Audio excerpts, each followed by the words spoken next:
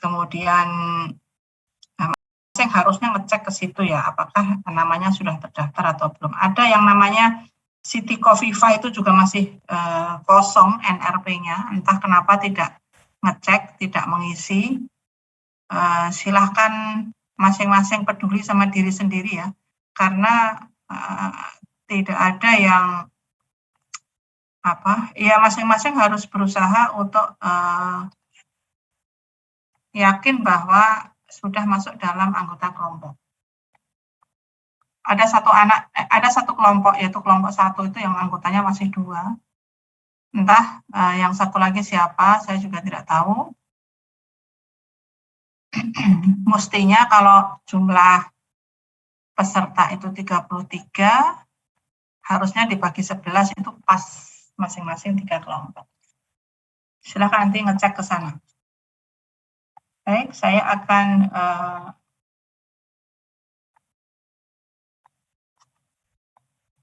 menyampaikan materi dulu yang berkaitan dengan program understanding.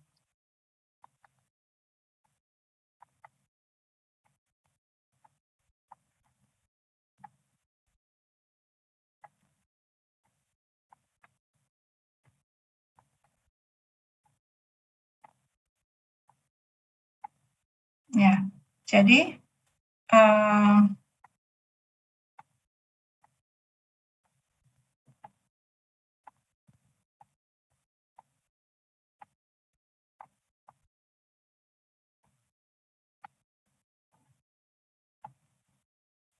aktivitas utama dalam fase evolusi itu adalah yang disebut dengan program understanding. Mengapa ini menjadi aktivitas utama? Karena seperti sudah saya sampaikan di minggu sebelumnya, bahwa di dalam fase evolusi itu hampir pasti program yang dikelola itu adalah buatan orang lain, buatan pihak lain yang hampir pasti juga kita tidak punya akses kontak kepada mereka dengan berbagai alasan. Sehingga yang asumsikan kita sebagai praktisi dalam evolusi tersebut, maka yang ada di depan kita hanyalah sistem yang running tersebut ya, yang perlu sistem yang masih running, yang masih beroperasi, diperlukan sebuah perubahan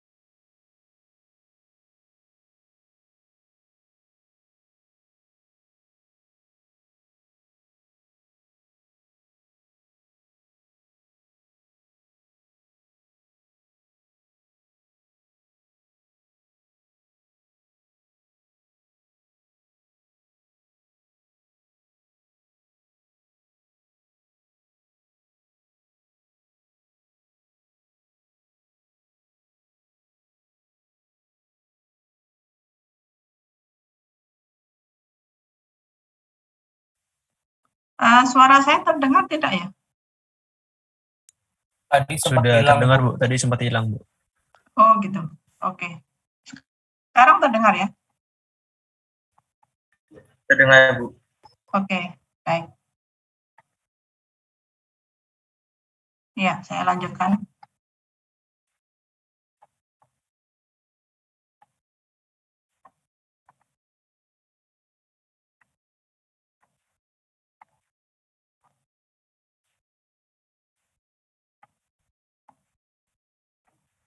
Baik, saya lanjutkan ya. Jadi, pemahaman program itu merupakan aktivitas utama dalam proses pemeliharaan perangkat lunak. Ya, kita bahas. Pemahaman program adalah studi tentang cara memahami program. Pemahaman program diperlukan untuk debugging, code inspection, kemudian rancangan kasus uji, dokumentasi ulang, kemudian recovery, revisi kode, dan sebagainya. Ya. Intinya bagaimana agar sistem yang perlu diubah itu bisa dilakukan pengubahan sesuai dengan request dengan effort sesedikit mungkin, gitu ya. Dengan effort sesedikit mungkin. Oke, ini beberapa penjelasan ya yang perlu dimiliki oleh seorang maintainer. Pengetahuan yang harus dimiliki adalah tentang bahasa pemrogramannya, lingkungan komputasi, prinsip-prinsip pemrograman, model arsitektural, algoritma, dan pendekatan solusi, informasi spesifik, pengetahuan lainnya tentang sebenarnya kalian sudah melakukannya ya selama ini, tapi tidak tanpa terasa aja gitu ya. Jadi tujuan utamanya adalah agar pemelihara dapat dengan sukses mengimplementasikan perubahan yang diminta. Pemelihara harus dapat menggali informasi pada banyak aspek dari perangkat lunak, yaitu domain masalah. Nah ini nomor satu yang penting. Jadi seringkali kita tidak memahami alur program itu karena domain problemnya itu tidak kita kuasai. Itu akan membuat effort untuk pengubahan itu cukup berat ya. Jadi kita harus memahami dulu domain masalahnya. Sering sekali kalau seorang pegawai yang masih baru ya, berada di sebuah perusahaan, ya kan? Perusahaannya itu katakanlah misalnya pegawai baru itu adalah salah satu dari kalian. Kalian itu diterima di kalau perbankan mungkin proses bisnisnya kurang lebih kita sudah agak mengerti lah ya sedikit banyak karena kita kan sering berinteraksi dengan hal-hal yang berkaitan dengan perbankan karena kita punya tabungan di sana.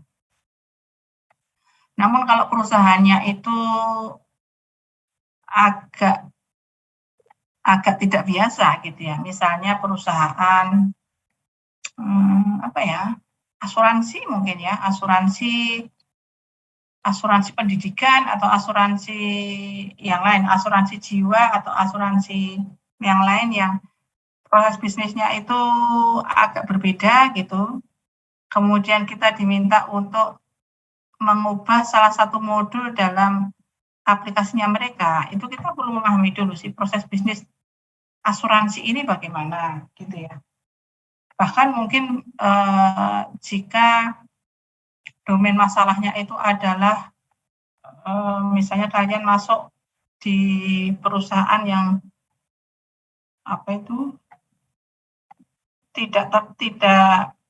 tidak cukup umum gitu domain masalahnya. Itu kadang-kadang untuk memahami problemnya sendiri memerlukan waktu yang cukup banyak. Karena itu berkaitan dengan apa yang diinginkan oleh mereka. Selain masalah teknis, sebenarnya kan memahami domain masalah itu kan masalah yang ya teknis sih, sumber masalahnya non teknis, tapi akibatnya kepada masalah teknis. Dan lainnya selain bermasalah juga ada efek eksekusi, kemudian hukum sebab akibat, lingkungannya, kemudian relasi dan fitur pendukung keputusan pada pramuka. Biayanya besar. Ini menurut survei dari HP, Hewlett Packard ya, memperkirakan biaya untuk pemahaman program berkisar sekitar $200 juta setiap tahun. Artinya itu adalah setengah dari usaha total untuk mengubah perangkat lunak digunakan untuk pemahaman programnya. 50% minimal, 50% effort untuk melakukan sebuah pengubahan itu ternyata ada pada program understanding. Ya. Sehingga tidak heran kalau yang kasus yang tahun lalu di mana ada beberapa anak yang diminta oleh tempat magang itu untuk mengupdate atau mengupgrade sebuah sistem, itu mereka itu 90% lah ya, mereka memilih untuk membangun lagi dari nol gitu ya. Karena untuk memahami program, apalagi program tersebut itu dibuat oleh orang yang kita tidak pernah tahu, tidak punya kontak juga, itu amat berat gitu. Orang lebih suka membuat dari nol.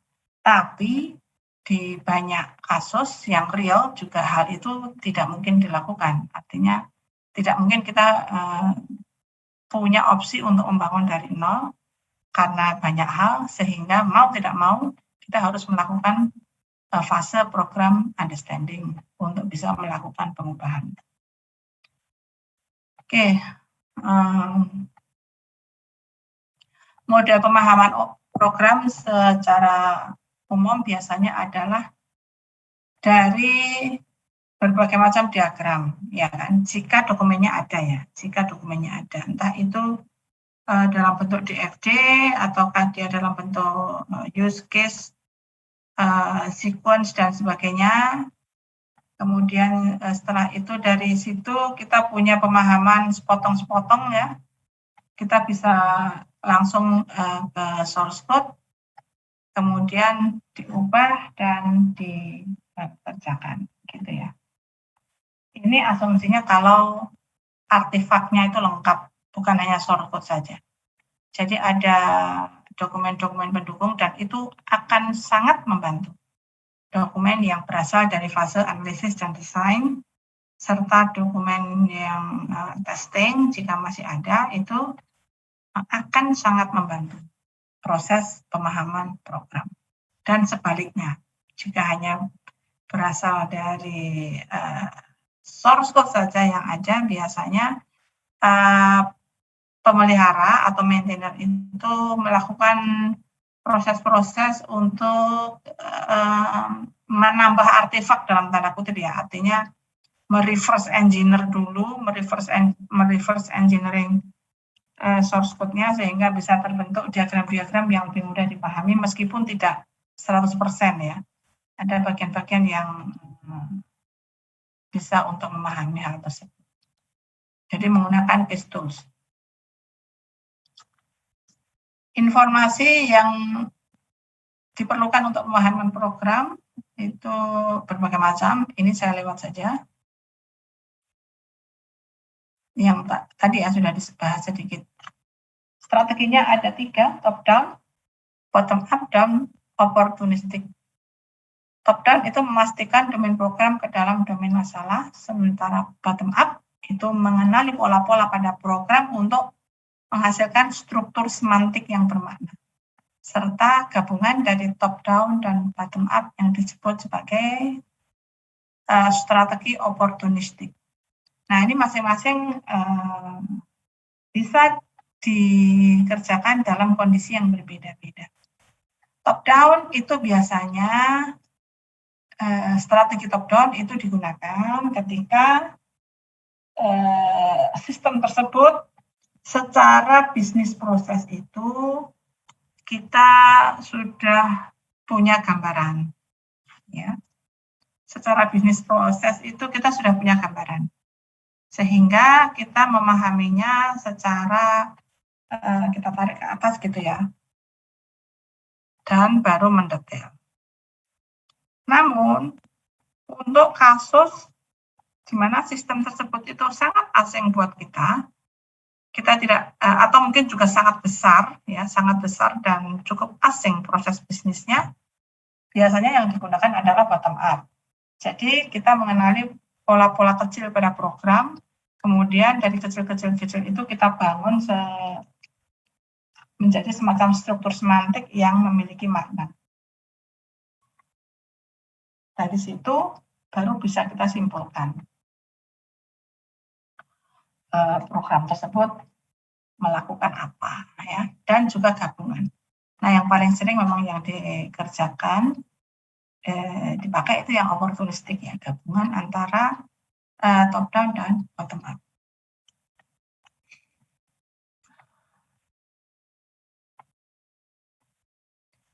Ini top down secara garis besar. Jadi kalau dilihat dari artefak yang ada, itu biasanya dia menghasilkan artefak di fase analisis, kemudian di fase desain, dan di fase coding, yaitu source code. Sehingga memahaminya itu dari problem domain dulu. Problem domainnya itu dari use case gitu ya, bisa dipahami, kemudian turunlah menjadi apa itu fungsionalnya apa, non-fungsionalnya apa, bisa diketahui semua tanpa menyentuh source code, ya kan, tanpa menyentuh source code. Sampai kemudian levelnya desain, dan untuk ketika memahami program itu sudah ada gambaran di kepala, ya, sistem besarnya seperti apa, modul-modulnya terbagi bagaimana, sehingga untuk mengubah di fase kode ini lebih mudah. Oke, nah ini bisa dilakukan strategi top down ini jika prasyaratnya adalah dokumen-dokumen di fase analisis dokumen desain itu ada, ya. Sementara kalau tidak ada, kasusnya tidak ada, itu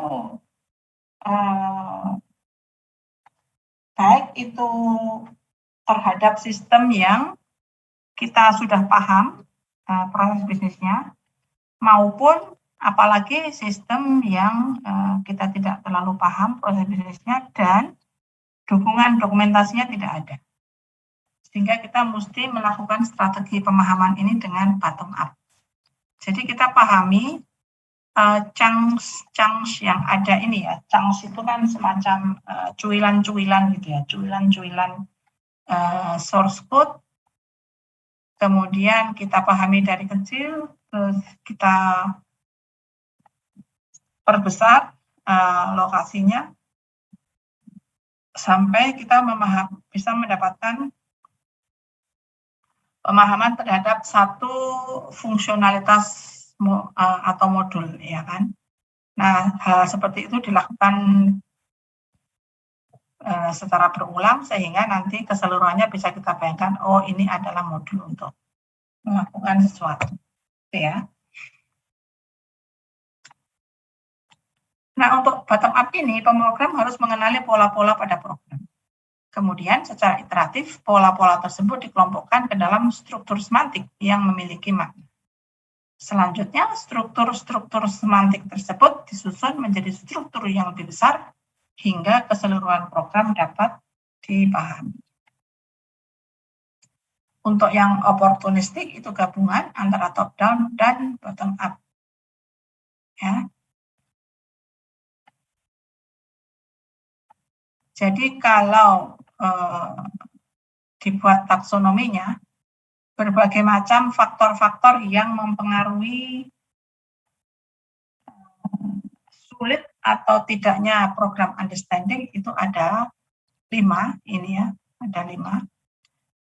Yaitu pertama adalah pengetahuan tentang domain masalahnya sendiri, kemudian mengenai praktek pemrogramannya, ya, semakin berpengalaman seorang maintainer itu, dia akan lebih cepat memahami jika dia harus melakukan strategi bottom up, gitu ya, karena dia sudah mengenali pola-pola programming itu sehingga lebih cepat menangkapnya. Faktor berikutnya adalah dokumentasi, ya. Dokumentasi itu semakin lengkap akan semakin memudahkan program understanding. Kemudian juga mengenai isu-isu organisasinya.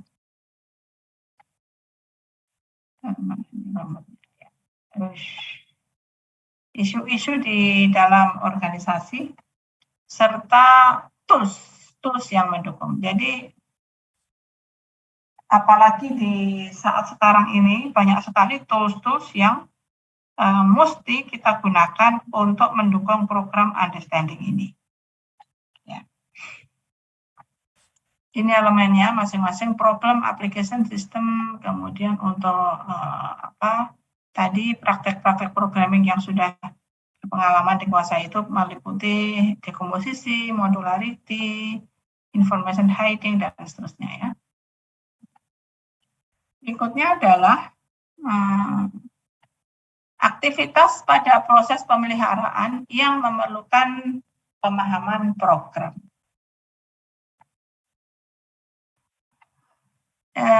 Sebenarnya ada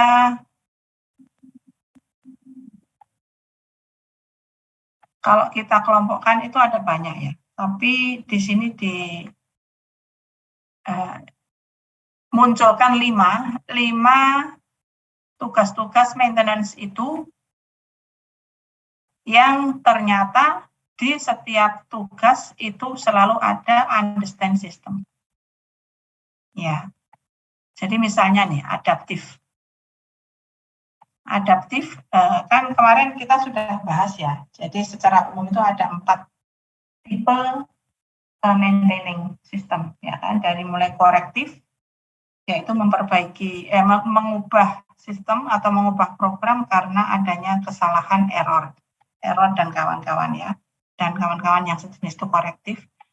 Kemudian adaptif itu berarti mengubah sistem karena adanya perubahan di lingkungan dia, tempat dia di running atau dioperasikan. Misalnya perubahan hardware yang baru, perubahan operating system, atau yang sejenisnya, sehingga dia perlu dilakukan upgrading atau kustomisasi ulang, gitu ya, atau bahkan mungkin ada bagian atau modul-modul yang perlu diubah. Adaptif itu juga memerlukan understanding system. Kemudian berikutnya adalah perfective. Itu yang kemarin saya ceritakan, sebenarnya sistemnya sudah oke, nggak ada masalah, tapi ditambahkan fungsionalitas tambahan yang membuat sistem tersebut menjadi lebih perfect, gitu ya. Tujuannya tidak lain dan tidak bukan adalah untuk memenangkan persaingan terhadap aplikasi sejenis dari kompetitor, gitu ya. Itu juga understanding system ada ini yang kuning itu, ya. Terus satu lagi itu yang preventif, yang kemarin saya ceritakan, ya. Preventif itu artinya mirip dengan perfective, ya. Secara sistem itu nggak ada masalah, tapi ditambahkan fungsi-fungsi atau fasilitas-fasilitas untuk mengantisipasi teknologi yang saat ini belum rilis tapi sudah menggema, gitu ininya. Sehingga ketika nanti teknologi itu datang, aplikasi sudah langsung bisa di plug and play, semacam itulah. Itu juga tujuannya sebenarnya tidak lain dan tidak bukan adalah untuk memenangkan persaingan pasar. 4 itu. Kemudian juga ada reuse, aktivitas maintenance yang menggunakan kembali artefak-artefak yang sudah ada. Itu juga ada understand the problem, ya kan. Serta code leverage. Jadi ini untuk selain memperbaiki juga mengenhance fungsi-fungsi, kemudian menaikkan atau menyesuaikan dengan versi dari sistemnya dan sebagainya. Itu juga ada di sini. Yang pertama adalah understand problem. Jadi seperti tadi disebut sebelumnya bahwa aktivitas maintaining ini 50% itu tersedot untuk understand the problem. Karena itu menjadi titik atau pintu masuk. Tanpa memahami program, mustahil bisa dilakukan perubahan yang sesuai dengan yang diminta. Gitu ya. Taksonomi komponen untuk pemahaman program. Jadi ada berbagai macam level, ya, level untuk memahami program.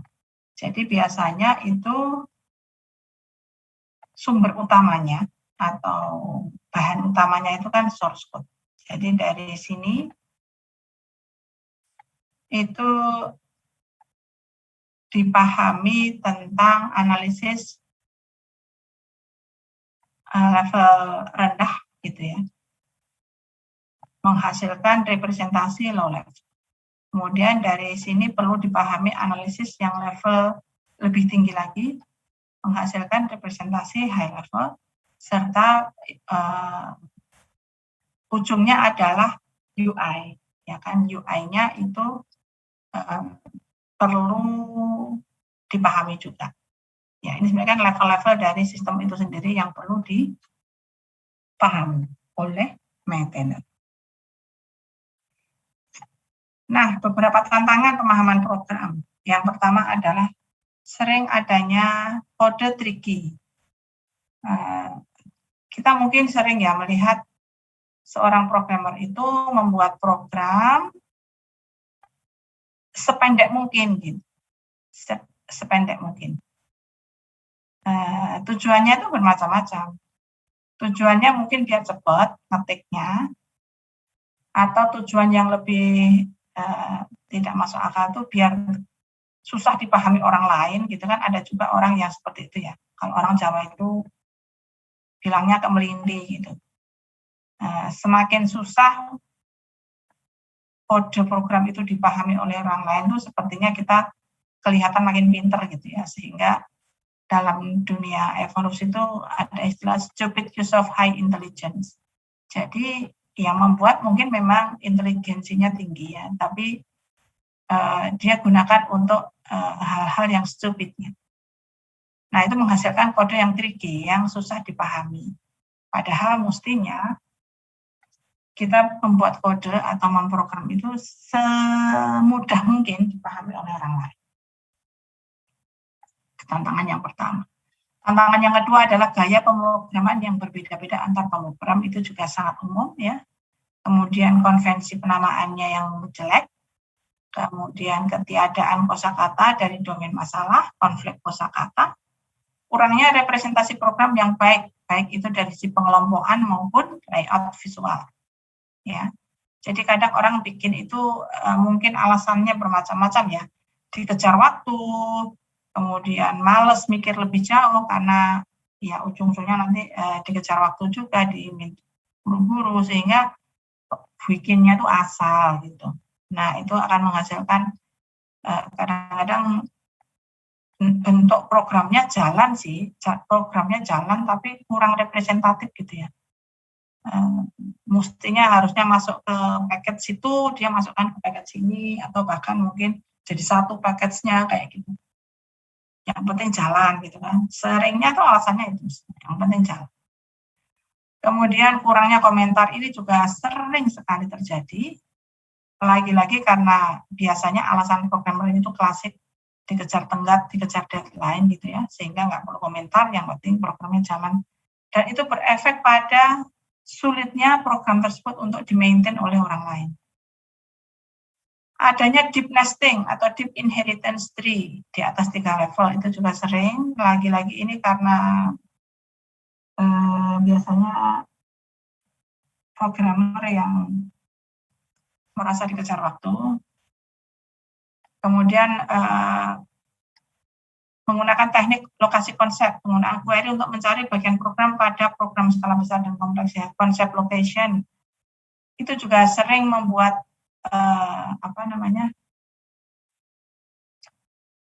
pemahaman program agak sulit gitu ya, karena dengan menggunakan konsep lokasi tersebut kadang-kadang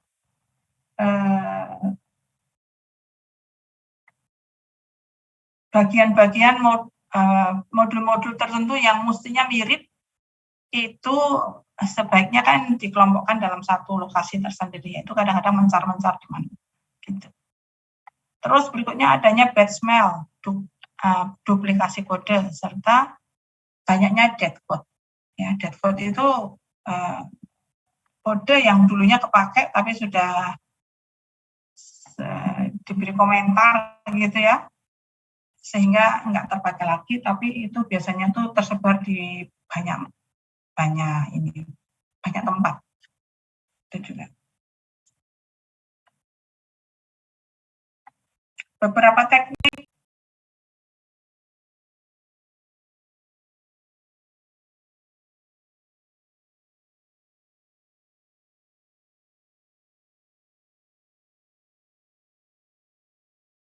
membaca abstraksi, kemudian membuat checklist, melakukan ngerun, kemudian jika ada salah diperbaiki dan seterusnya.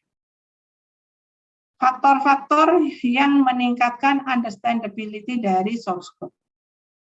Keahlian, ya kan, menandai bagian yang penting, kemudian cross reference, menggunakan call graph, ini menggunakan tools ya.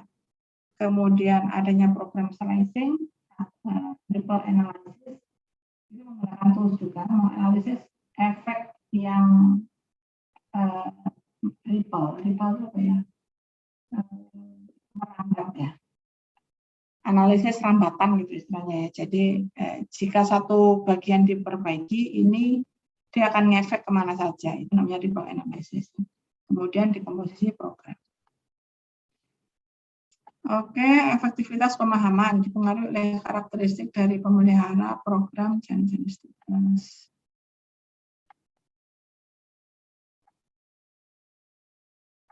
Karakteristik pemelihara, keterbiasaan dengan kode sumber, pengetahuan tentang domain masalah, pengetahuan tentang bahasa pemrograman, keahlian memprogram, keahlian menggunakan gagas bantu, perbedaan-perbedaan yang bersifat individual. Kemudian karakteristik program. Program itu merupakan representasi dari sebuah domain masalah dan dia merupakan elemen dari domain pemrograman. Kejelasan masalah harus dipahami, ukuran dan kompleksitas program, ketersediaan dan keabsahan dokumentasi. Terus, ini apa ya? Karakteristik jenis tugas. Reflektif, korektif, adaptif, reuse, extend, yang tadi sebenarnya. Model-model pemahaman. Ini teoritis banget sih ya. Sepertinya, jadi ini aja yang bawah ini aja. Program sebagai input, kemudian di kepala kita itu kita pahami modelnya, yang namanya model yang kita pahami dari program tersebut kan lewat mata ya. Itu model yang kita abstraksi itu namanya cognitive model. Jadi model pengetahuan yang kita pahami dari input program tersebut. Nah, dari cognitive model itu masuklah ke kepala kita, ke otak kita. Itu namanya mental model ya. Jadi mental model itu adalah satu model besar, satu model yang holistik gitu ya, yang menyeluruh terhadap program tersebut. Yang mental model itu dibangun dari cognitive model, di mana cognitive model itu adalah model yang kita serap di kepala kita berdasarkan teori-teori atau proses-proses pemrograman yang kita pahami sebelumnya. Kurang lebih begitu. Nggak perlu pemahaman dari sini. Jadi intinya inputnya program kita olah dengan cognitive model, itu akan menghasilkan mental model. Mental model itu adalah model yang ada di otak kita untuk yang menjelaskan atau merepresentasikan program tersebut. Seperti itu. Oke, ini penjelasannya. Nah, beberapa model mental yang kita ketahui itu yang sudah kita serap menggunakan model kognitif itu adalah ada 3 hal ya. Ada berupa elemen statik, elemen dinamis, dan elemen pendukung. Elemen statis itu adalah pengetahuan tentang struktur teks. Jadi program itu secara keseluruhan itu strukturnya bagaimana? Mestinya bisa kita gambarkan ya. Oh, ini ada main menu. Kemudian di bawah main menu ini ada modul A, B, C, D. Kemudian modul A, B, C, D ini memiliki modul lagi apa gitu. Ya. Berikutnya sebentar, saya interupsi 5 menit aja ya. Sebentar ya, tunggu sebentar.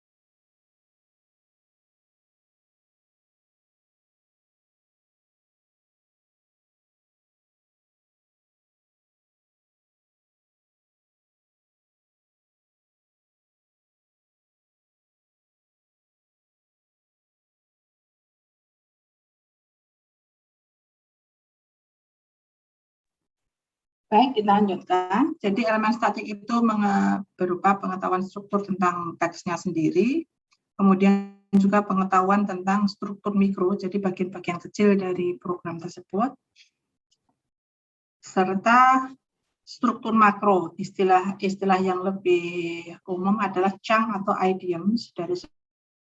Juga kalau source code tersebut dibangun berdasarkan objek,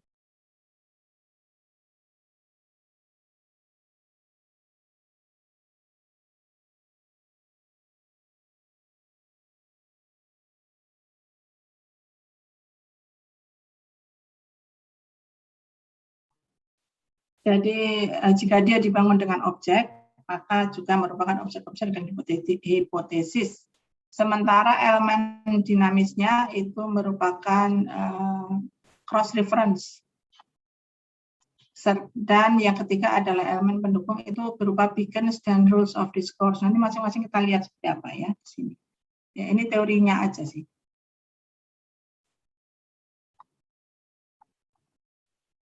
Nah, ini struktur teks itu seperti apa?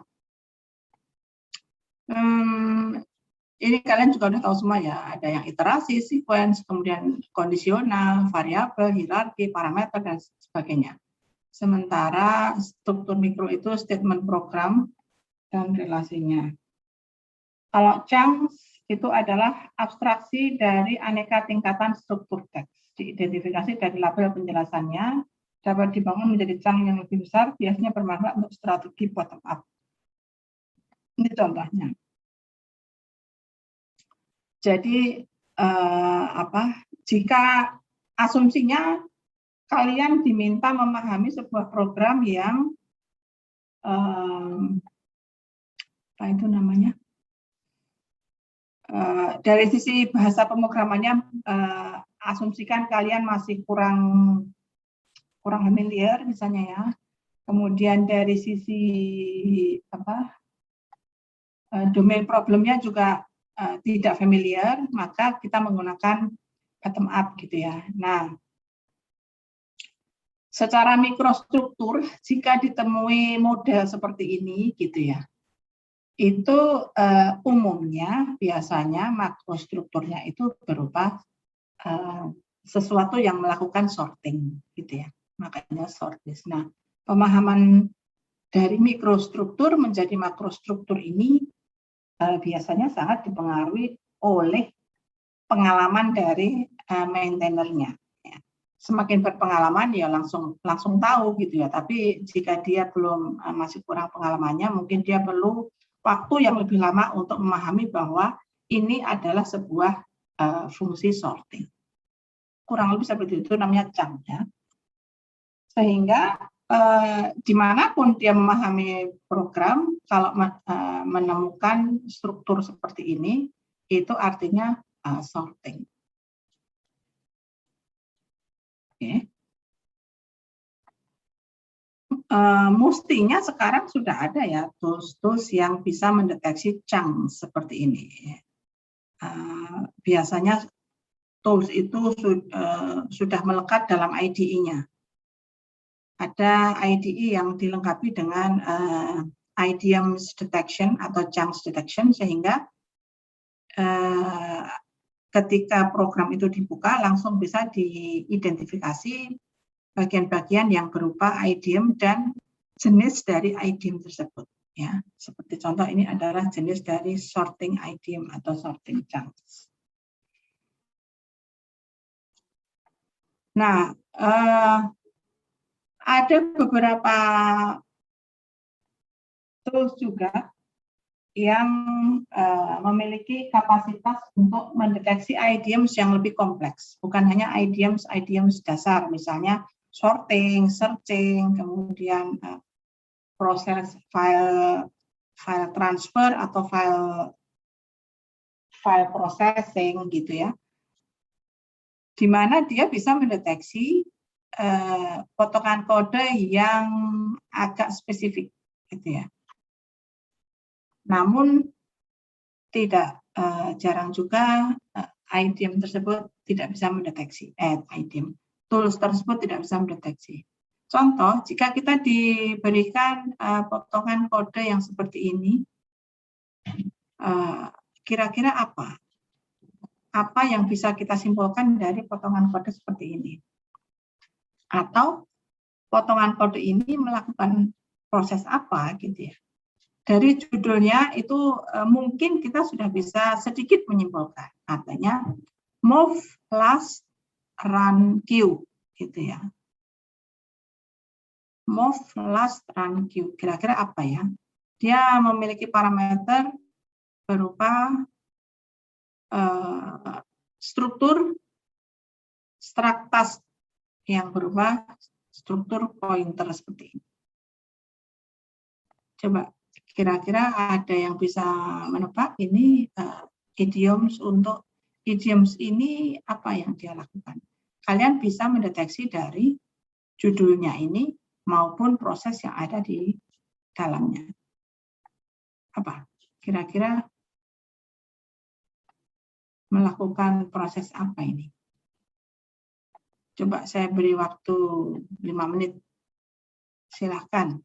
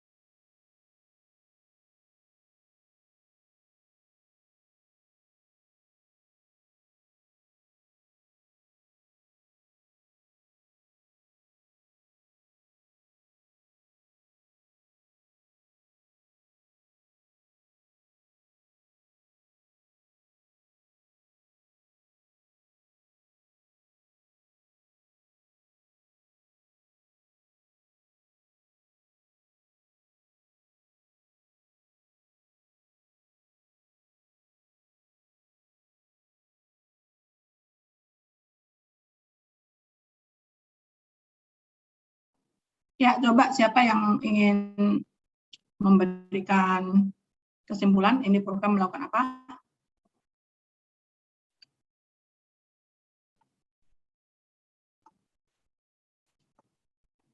Ada tidak?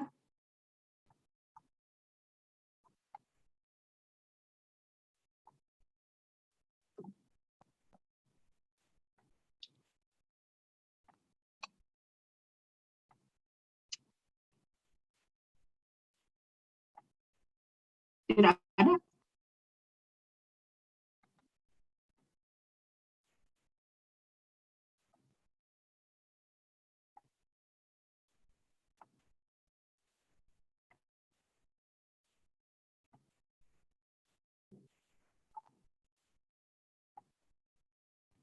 Andrian, kata Rian Danu Saputra.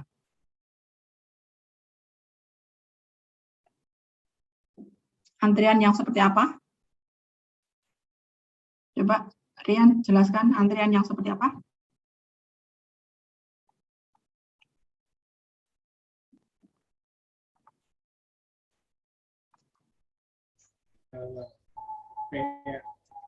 Kayak saat muter lagu. Hah? Gimana? Kayak contohnya kayak waktu muter lagu. Waktu muter lagu. Iya. Ditaruh ke playlist. Terus? Jadi kalau misalnya lagunya, jadi lagunya itu ditambahkan ke dalam antrian gitu. Kamu bisa memahaminya dari mana? Dari ini kan ada penjelasan ya. Salah satu elemennya itu dikeluarkan dari list. Nah, pertanyaannya ini elemen yang mana, gitu kan? Iya. Kemudian elemen tersebut yang tadi dikeluarkan dari list itu ditambahkan lagi ke list. Nah, pertanyaannya ditambahkan ke listnya itu di bagian mana? Itu sebenarnya yang perlu kita pahami ya. Karena dua komentar ini sangat bermakna. Ya, misalnya kita kurang memahami operasi list di dalam potongan kode program ini. Namun mestinya kita sebagai maintainer itu memiliki curiosity atau tadi ini kalau lihat dari judulnya itu memindahkan elemen queue, ya kan? Queue ini jadi list ini berupa queue, betul? Kamu bilang sebagai antrian bahwa queue itu berupa sebuah antrian. Antrian itu berarti ada yang paling depan, ada yang paling belakang, ya kan? Kemudian ada dua komentar, ada remove from list. Kalau remove from list itu kemungkinan besar kalau dari judulnya move last itu run queue, berarti yang di remove itu adalah yang paling belakang, ya kan? Elemen yang paling belakang itu di remove, dikeluarkan dari list. Kemudian ada komentar yang namanya yang ditulis tambahkan kembali ke list. Nah, ini yang dikeluarkan tadi itu ditambahkan kembali. Pertanyaannya adalah yang di remove itu kan yang di elemen terakhir. Kemudian dari elemen terakhir dihapus terus ditambahkan lagi. Nah, ditambahkannya itu di mana? Di depan antrian, di belakang antrian, atau di tengah-tengah. Nah, itu yang perlu kita pahami. Di mana?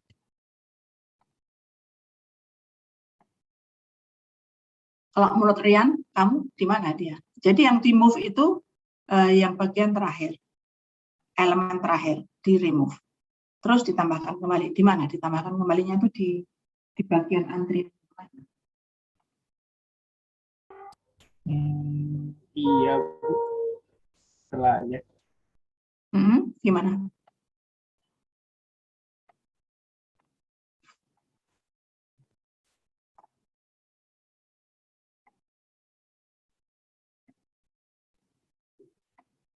Ada yang ingin menambahkan informasinya?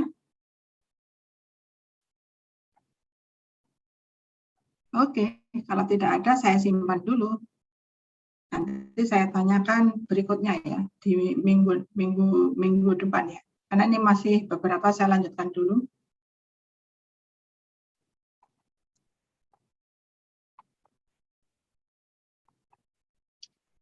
Ini juga misalnya kita menemukan potongan kode sederhana seperti ini. T sama dengan X, X sama dengan Y, Y sama dengan T. Ini kan idiom swap aja ya. Penukaran nilai. Ini juga kalau misalnya kita sebagai maintainer menemukan tipe seperti ini, kita bisa tandai bahwa ini adalah model swap. Kemudian jika menemukan model yang seperti ini adalah idiom untuk memproses setiap item dalam sebuah koleksi, ya kan? Jadi pertama, first item, while not at end of collection, do process and while. Ini juga merupakan idiom untuk memproses setiap item dalam sebuah koleksi. Kemudian increment item pada array. Modelnya adalah seperti ini, idiomnya. Jadi pola idiomnya adalah seperti ini. Nah, pola-pola seperti itu harus bisa kita deteksi untuk bisa membuat abstraksi secara keseluruhan dari sebuah modul yang kita pahami, ya, dengan model bottom up.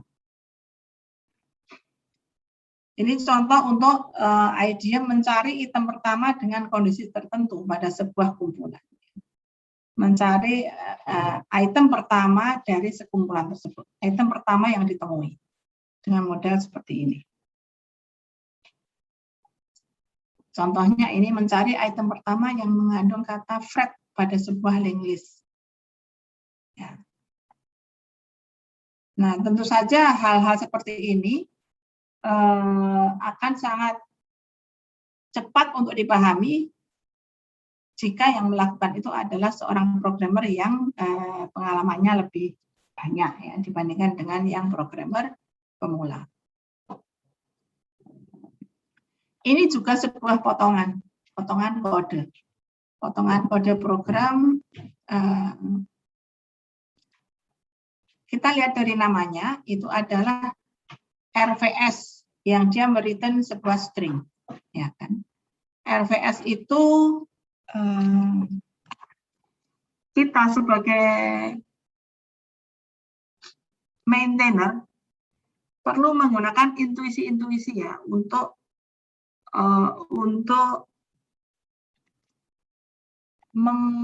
membaca atau mengenali sebuah idiom. RVS ini kemungkinan besar adalah singkatan dari kata reverse, ya kan? Mungkin ini reverse gitu ya, reverse dari sebuah string menjadi string yang di reverse. Nah, tapi pertanyaannya reverse-nya seperti apa? Apakah reverse-nya itu betul-betul dibalik total atau reverse yang tidak total, kan itu yang perlu dipahami. Tapi ini pasti adalah sesuatu yang mereverse string. Jadi dia punya masukan string, kemudian dikembalikan berupa string lagi yang sudah di reverse. Nah, kita perlu curious reverse-nya itu seperti apa. Apakah kalau misalnya kita masukkan string misalnya dengan kata kode, itu kembalikannya adalah edok gitu ya, edok atau tidak. Nah, itu yang perlu dipahami lebih lanjut. Tapi ini pasti adalah, hampir pasti ini adalah potongan kode untuk melakukan reverse string. Itu baru kita pahami. Kalau kita secara umum dulu sudah memahami bahwa ini proses reverse, maka ketika kita memahami baris demi baris itu lebih mudah. Karena proses reverse itu kan kita sudah bisa membayangkannya. Kurang lebih seperti itu, menukar posisi dari setiap karakter yang ada. Nah, tapi proses penukarannya ini yang seperti apa, itu yang mesti kita pahami secara lebih detail dari proses yang ada di sini. Gitu. Ya. Cara memahami program seperti itu. Nah, kalau seperti ini, proses reverse-nya kurang lebih seperti apa nih? Mungkin yang menarik perhatian tuh ada di bagian sini nih. Ini kan proses penukarannya pasti yang secara perulangan ya, dari for ini kan. Jadi kalau tidak salah ini nukernya itu dari I, itu N itu apa? Jumlah karakter ya. N-1/2. Ini menyatakan daerah sini itu jika dia genap, jumlah karakternya genap dan ganjil, itu akan berpengaruh di sini. Kalau jumlah karakternya genap, maka dia akan mereverse misalnya 6 ya. 6 itu berarti 3 ya, dia berhenti 3, kemudian dia menukar dari 2 dengan 4 gitu kan, dan seterusnya. Tapi kalau dia ganjil, maka karakter yang paling tengah ini nggak berubah, dia berada di tengah-tengah, kan seperti itu ya, sehingga dia karakter tersebut, string tersebut hasilnya adalah reverse atau ditukar. Oke.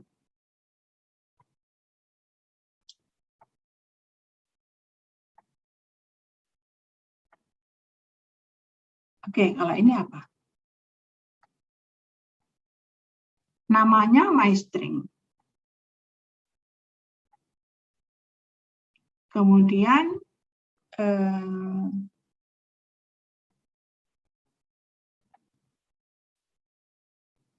ini apa dari namanya itu agak kurang informatif karena namanya myString aja.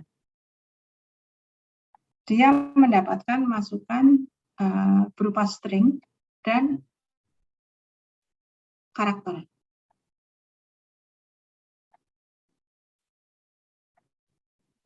Ayo, siapa yang bisa memahami potongan kode ini?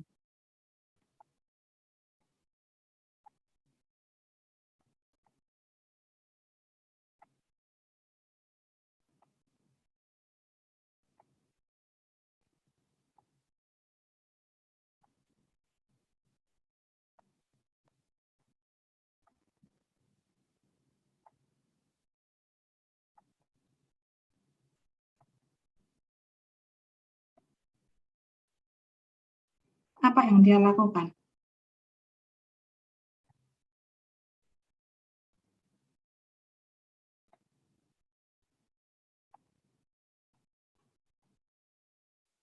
Ini kayaknya harus dipanggil deh ini.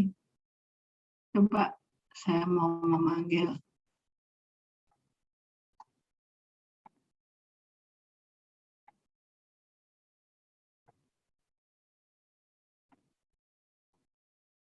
Harus di stop dulu kali ya. Siapa ini? Coba hari ini yang ibu-ibu aja.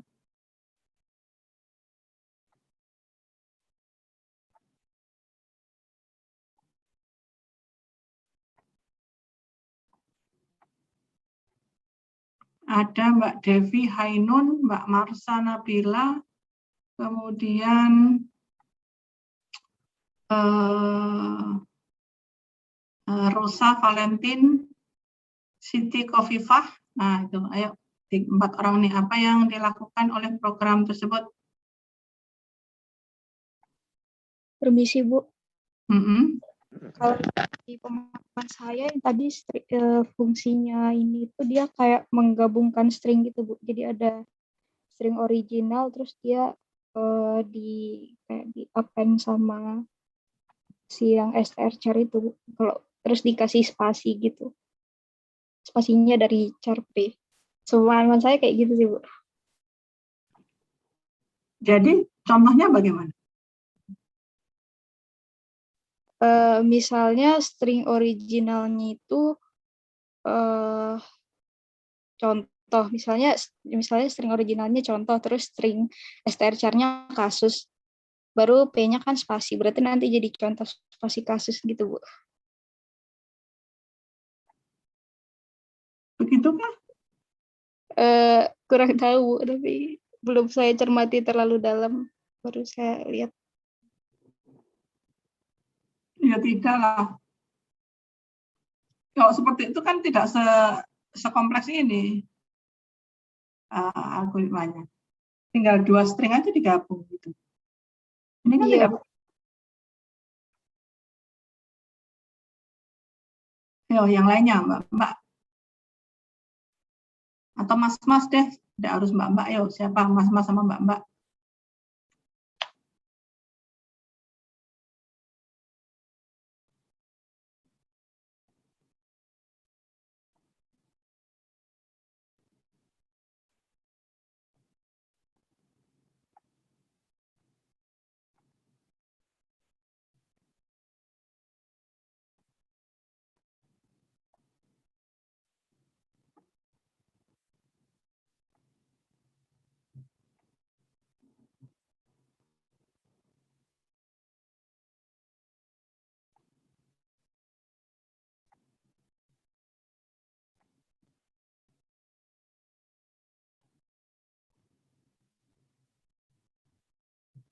Mana?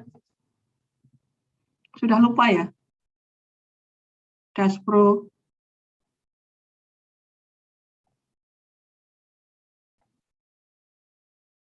Wes, tak pakai tugas saja nanti biar pada mikir deh. Nanti tak terusin dulu. Oke, tak terusin dulu biar selesai dulu. Beacon, tanda-tanda khusus pada program yang menandakan sesuatu. Biasanya dipakai untuk strategi top down. Kalau yang tadi, chunks atau idiom itu dipakai untuk strategi bottom up. Sementara kalau top down itu kita menggunakan apa yang namanya beacon. Beacon itu adalah tanda-tanda pada program sehingga kita tidak perlu membaca sampai rinci di dalam modul atau bagian program tersebut. Nah, beacon itu biasanya ada di berbagai tempat, misalnya ya di dalam nama prosedur. Misalnya prosedur dengan namanya proses MGR.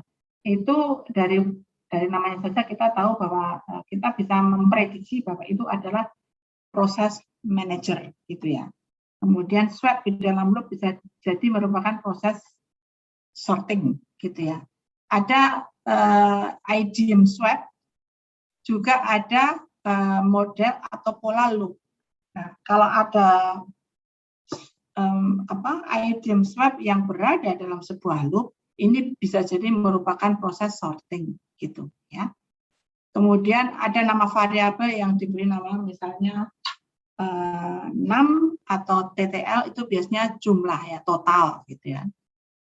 Hal-hal di situ yang bisa menjadi petunjuk beacon. Jadi beacon itu biasanya ada tersebar di dalam teks program. Termasuk di dalam beacon ini adalah komentar, ya kan? Kemudian kamus data, variabel, nama variabel, struktur, nama prosedur, nama label, nama deklarasi, ya kan? Kemudian indentasi, itu ya, itu juga bisa menjadi beacon. Jadi kalau kita membuat bagian program yang berupa looping, itu biasanya kan indentasi ya, dibikin menjorok ke dalam seperti tidak lurus-lurus saja, itu juga sangat membantu pemahaman. Ya.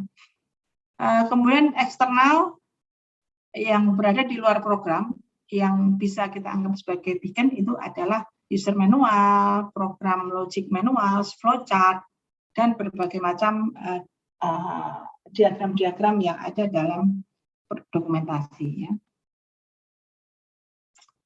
Kemudian ada yang namanya cross reference, itu memetakan bagian program ke dalam deskripsi fungsional. Itu juga bisa menjadi bagian dalam proses pemahaman program secara top down. Ya. Kemudian penggunaan atau aturan penamaan yang baik itu juga merupakan beacon. Kalau angka itu bagaimana, kalau nama variabel global itu bagaimana, variabel lokal bagaimana, itu juga bisa menjadi beacon. Oleh karena itu, sangat penting bagi programmer itu ketika membuat program itu taat konvensi ya, konvensi programming itu seperti apa. Ini contohnya, jadi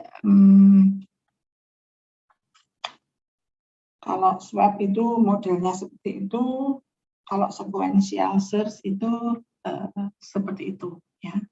polanya. Oke, jadi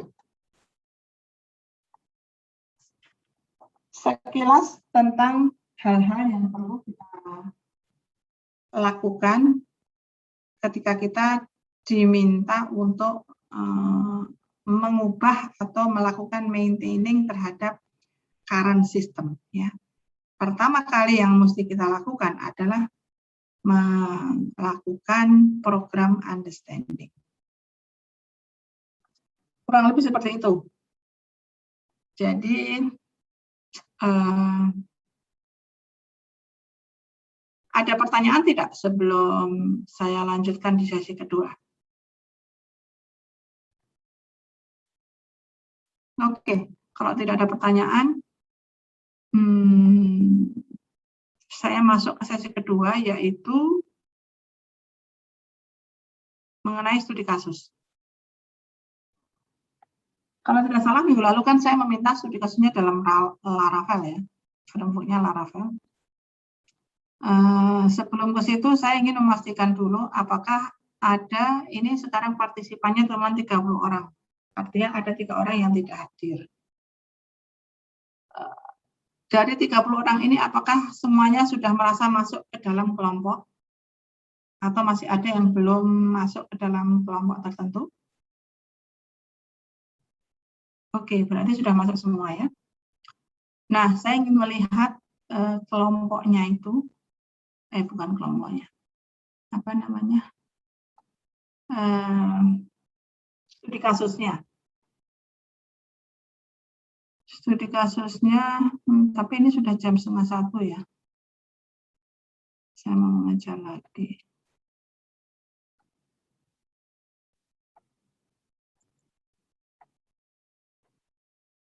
Ini tetap jumlahnya adalah 32,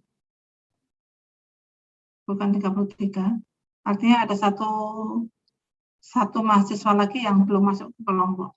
Adakah yang satu orang itu merupakan satu di antara kalian yang sekarang lagi online di sini?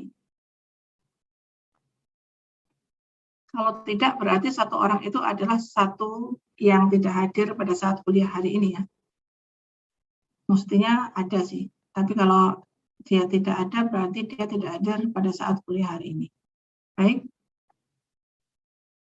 ini saya cek.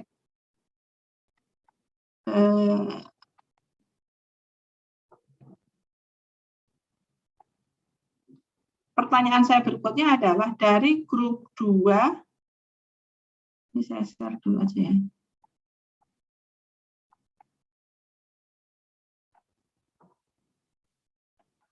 Dari grup 2 sampai dengan grup 11, itu dipastikan ya bahwa aplikasinya itu mengandung database.